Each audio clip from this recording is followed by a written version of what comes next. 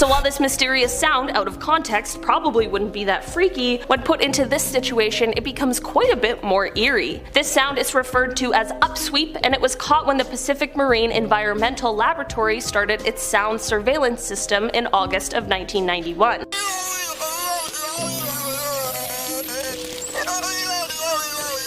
Knock had this uncanny ability to mimic the rhythm and tone of human voices, and it truly is kind of frightening. The sound is apparently more seasonal, with its peaks in spring and fall, but it is unclear if the changing of seasons is responsible for this sound, or if it's coming from something that lurks in the ocean and remains undiscovered. Just for reference, here's a clip of that sound, played at 20 times the original speed.